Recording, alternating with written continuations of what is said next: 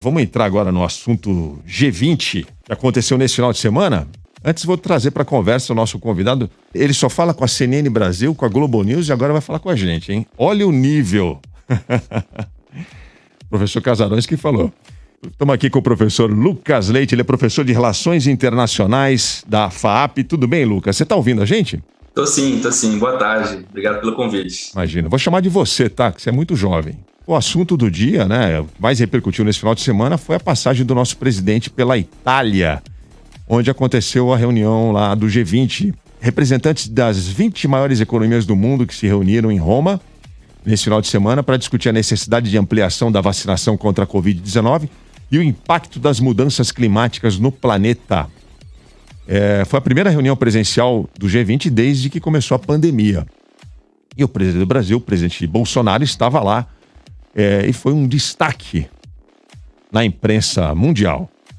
Porque, enfim, repercutiram muito ali imagens, vídeos, os registros do isolamento do nosso presidente. Temos a primeira imagem aí, Leandro, por favor? O Bolsonaro está ali num canto da sala, está reunido com os seus membros da própria comitiva. Aí ele circulando ali na festa. Essa é uma imagem que rolou no portal UOL. Ele cruza a sala e vai até o outro lado da sala, onde estão os garçons servindo bebidas. E aí ele tira a máscara e vai pegar lá uma taça de alguma coisa para beber e começa a puxar uma conversa. Todo mundo é italiano aí? Aí se apresenta lá, fala que é o presidente do Brasil e tal, e ele vai conversar sobre a Copa de 70. Esse foi o assunto que ele puxou. Enfim, esse vídeo repercutiu bastante, é constrangedor, né? Nessa mesma reunião ele conseguiu conversar com o diretor-geral da OMS e com o Erdogan. Foram as únicas imagens que a gente conseguiu, em que a gente conseguiu ver o Bolsonaro em ação. Provavelmente leva a gente a acreditar que nos outros momentos ele não estava falando com ninguém. Como relataram jornalistas, disse que ele ficou isoladão lá. Professor Lucas, não tenha medo de falar o óbvio, viu, Lucas? Porque aqui a gente às vezes precisa explicar o óbvio. Hoje em dia o óbvio está mais do que necessário. Mas a gente precisa explicar. Primeiro, dois pontos. Qual a importância do G20? E qual é o impacto da gente ter um presidente que foi se isolar lá no meio dessas lideranças tão importantes que estavam nesse mesmo evento? Pois é, infelizmente o destaque não veio por questões positivas, né? O G20 ele é o encontro, ele é o grupo, na verdade, das 20 maiores economias do mundo, ou dos 20 países mais industrializados do mundo, e que ganhou notoriedade em relação à própria crise de 2008, a crise financeira de 2008. Depois daquela crise, o G7, o grupo das 7 maiores economias do mundo, os 7 mais industrializados do mundo, precisou recorrer a esses países, né, os países emergentes, inclusive, no caso, principalmente a China, Rússia, Índia, Brasil, naquele momento, para ajudar na reconfiguração do ordenamento internacional em termos econômicos e financeiros. O G20, então, ganhou destaque, e ele é um fórum multilateral, ou seja, de uma conversa que envolve vários atores ao mesmo tempo, que busca organizar regras, discutir temas importantes no âmbito da política internacional. O encontro do G20 ele acontece, geralmente, com países sediando em períodos certos, né? Mas o principal, na verdade, é a questão de que o G20 ele representa um marco para esses países na medida em que ele, hoje, é o único lugar onde nós temos alguma legitimidade, né, sendo representada e que esses atores todos conseguem minimamente discutir entre si. O mais importante ali é justamente a gente perceber quais são as temáticas envolvidas, e nesse ano foram 3, basicamente. A questão da pandemia, da saúde global, não era, né, a gente já esperava isso acontecer, a recuperação econômica, que também está ligada à própria pandemia, e a questão do meio ambiente, que pautou boa parte das discussões. Nesse caso, então, o G20 ele já muito preocupado com o aquecimento global, com a falta de iniciativa dos países, com a ausência, inclusive, de países importantes no debate nesses últimos anos, como foi os Estados Unidos do Trump, o próprio Brasil de Bolsonaro, né? O nosso país era um país que liderava boa parte dessa agenda global tanto na questão de saúde global quanto na questão de meio ambiente. E hoje virou um pária em todas essas questões, né? Olha como é que em pouco tempo um governo ruim, mal preparado, com diplomatas, não com diplomatas, né? Coitado deles, não tem nem culpa disso tudo, mas com um ministro das Relações Exteriores completamente incompetente, sem propósito, junto a um presidente despreparado, que não tem a menor capacidade de agir como estadista. Olha como é que em pouco ano a gente teve um resultado tão ruim, que é exatamente essa questão do isolamento. O presidente Bolsonaro foi visto em vários momentos sozinho pelo salão. E o G20 é um momento de vários encontros, não apenas dentre todos os países como um todo, mas também outros extremamente importantes para os países isoladamente. É o momento, por exemplo, em que o Brasil tem que chamar o presidente dos Estados Unidos e tentar marcar na agenda uma reunião, ou mesmo com os presidentes da União Europeia, ou com países vizinhos. O presidente argentino estava presente, por que não convidá-lo, marcar uma reunião, conversar sobre temas ali relevantes?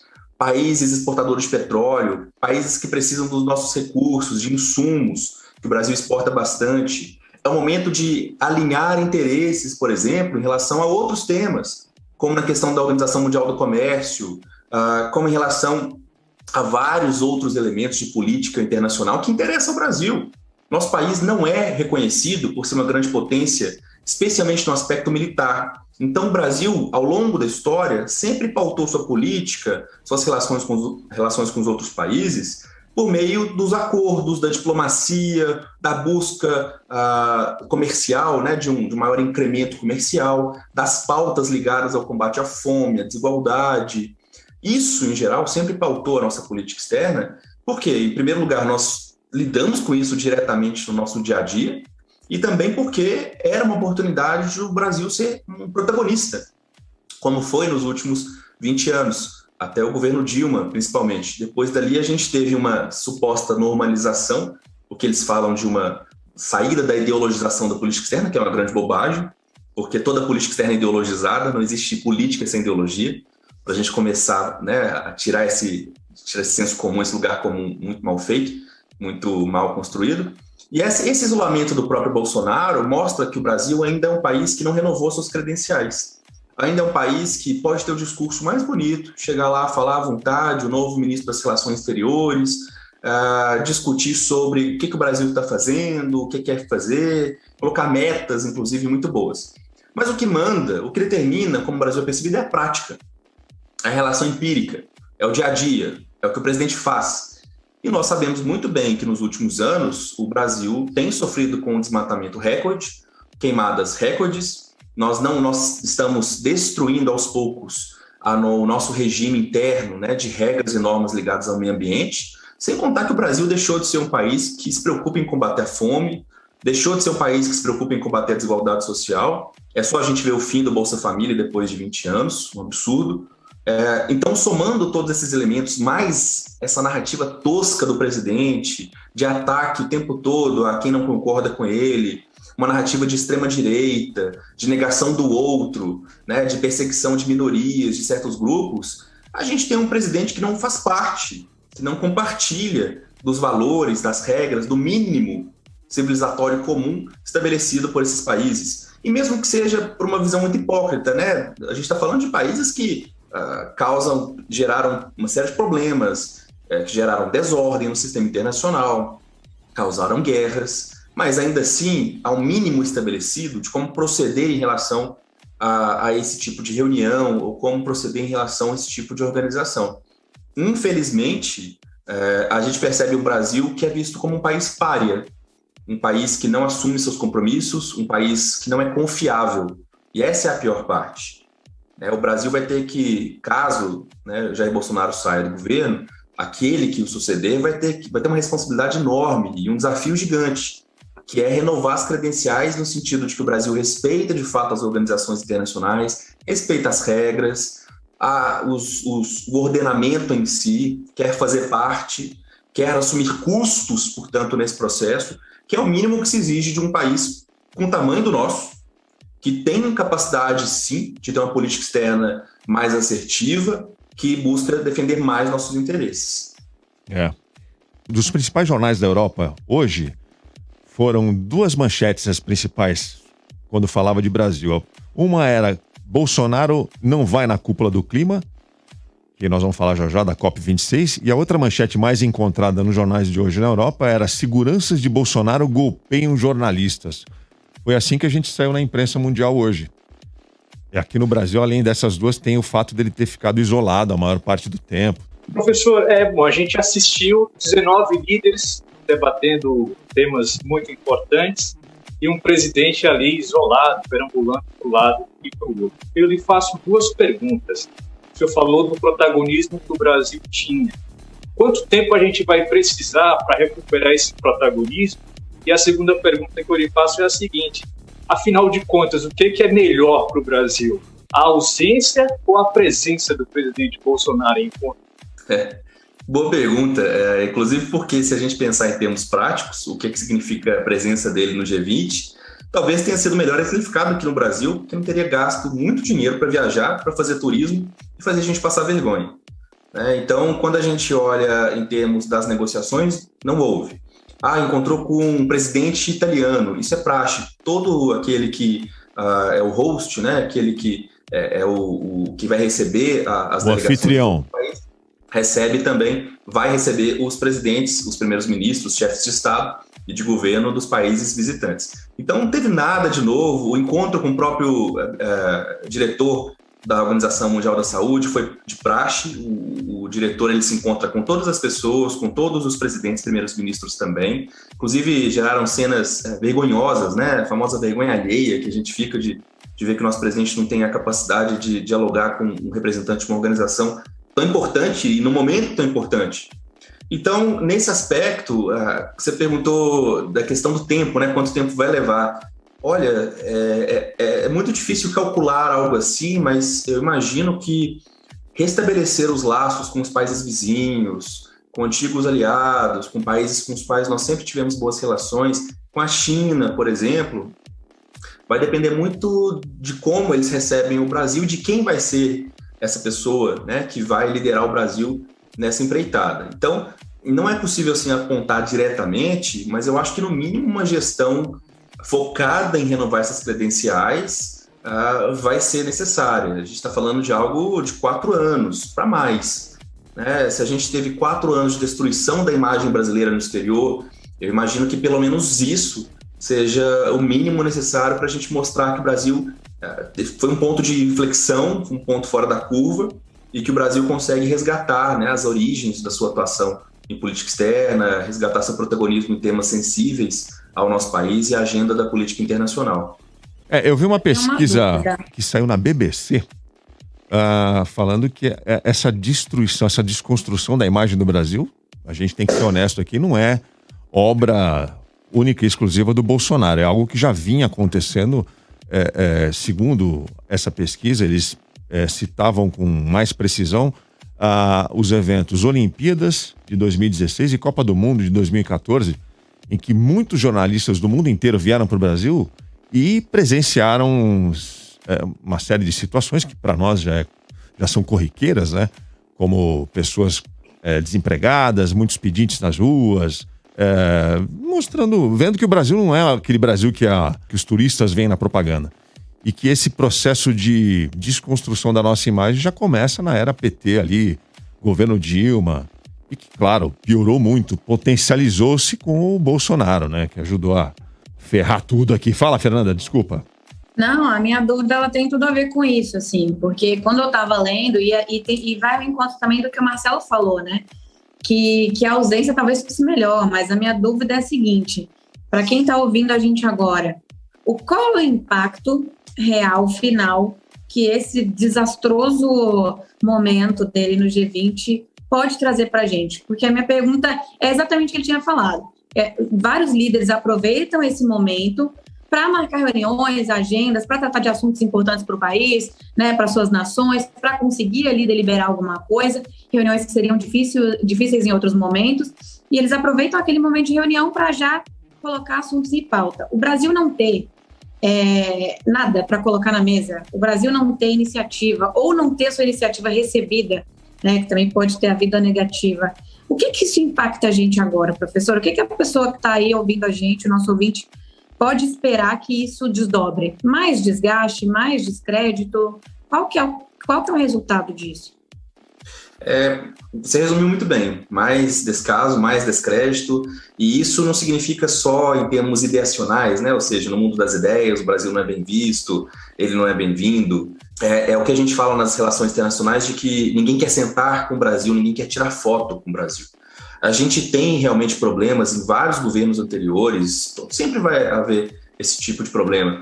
A questão é mais como que a gente lida com isso na representação externa. Se a gente sabe trabalhar esse processo em prol dos interesses brasileiros, dos interesses públicos, ou se nós personalizamos de tal fato, e de tal fato negativo, que nós não conseguimos representar o país adequadamente. E aí a minha impressão é justamente a de que realmente a gente não consegue representar o país, mesmo tendo diplomatas muito bem formados, mesmo tendo associações de classe no país com interesses muito bem definidos. Nós temos grupos, partidos políticos, nós temos um establishment que pensa política externa no nosso país muito avançado e com muitos interesses. Então, mesmo que a gente perceba a divisão do país para um lado ou para outro, sempre houve uma defesa de certos interesses. E essa defesa de interesses sempre foi pautada no multilateralismo, na diplomacia, no direito internacional, nas organizações internacionais, no respeito aos vizinhos. Enfim, a gente teve uma política externa que, em geral, sempre buscou ser pragmática, focada no interesse particular do Estado brasileiro. Hoje, a gente não consegue entender efetivamente por que não é buscada essa política externa e por quais são efetivamente os interesses que são contemplados. Porque não há uma agenda. Não há uma definição de objetivos, de metas e de algo a ser alcançado, né? Por exemplo, nós já tivemos a busca pelo assento permanente no Conselho de Segurança.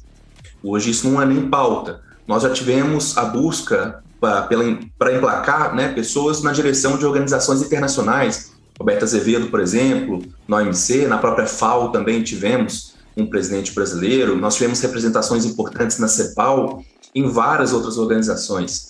E o Brasil sempre, independentemente do governo, buscou estabelecer parcerias grandes, ou seja, estabelecer grandes vínculos, porque não é um país que pode ficar isolado pelo seu poder. Nosso poder relativo não é o mesmo que a China, Estados Unidos ou coisa do tipo. Então o Brasil, ele ou se pautou por grandes alianças regionais, que buscavam defender esses interesses a partir da sua região, ou extra-regionais, como é o caso do BRICS, do IBAS, né, que são com Rússia, China, Índia, África do Sul, por exemplo, ou mesmo com o OCDE, como foi buscado no governo Temer. A ideia de se aproximar dos países ocidentais, das grandes potências, é uma possibilidade. Não vou entrar no mérito de se uma é melhor ou pior que outra. Hoje, nós não temos, efetivamente, a quem recorrer. Em primeiro lugar, porque nós não somos bem recebidos, porque nós transparecemos, nós transmitimos a ideia de um país que não se importa com o ordenamento, que não se importa com as regras do jogo, que não tem interesse em compartilhar, em dividir custos, muito na lógica trumpista de colocar um país muito protecionista, fechado, afastado do outro, como se o outro sempre fosse negativo, ruim e nunca trouxesse nenhum benefício. Pelo contrário, né, a ideia do árabe com a visão negativa, do chinês de uma forma estereotipada.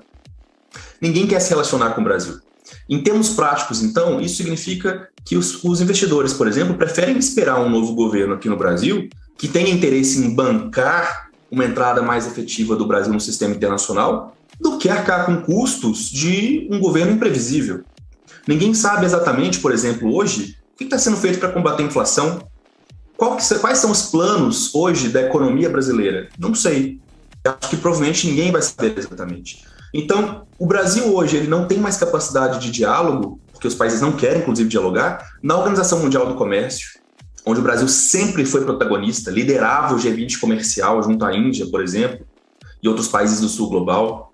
Então, nós perdemos não só a imagem, né, de um país acolhedor, legal, interessante, está sempre disposto, que quer cooperar, mas na prática não faz sentido buscar o Brasil. Nós não somos confiáveis. E aí a analogia que a gente faz é muito simples. Quem vai dar crédito para um país confiável, que não é confiável? Nós aqui, se nós não tivermos um bom ranking, né, um score, por exemplo, para pegar empréstimo, se a gente precisar, pegar crédito, se ninguém acredita na gente, se nós não somos bons pagadores, se a imagem que nós transparecemos é negativa, nosso score vai abaixar. E, portanto, nós vamos poder pegar crédito só com juros muito altos ou vamos custar a conseguir esse crédito. Então, o Brasil hoje, pela sua incapacidade de organizar a economia, de não manter-se mais estável, de não ter um plano, de não ter uma política externa ativa, ele afasta investidores, turistas, ele afasta as pessoas interessadas em gerar cooperação, em trazer ONGs, por exemplo, para atuar no Brasil.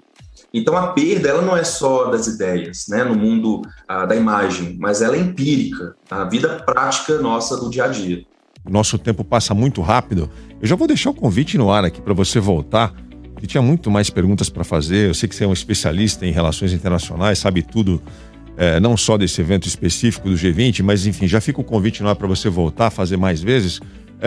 E o seu Twitter, qual que é? Eu sigo o seu Twitter, você tem um Twitter muito bacana. Deixa o seu perfil para quem quiser seguir você. Opa, claro, obrigado. Imagina, eu agradeço o convite, estou sempre à disposição. Gostei muito, perguntas inteligentes são raras hoje em dia.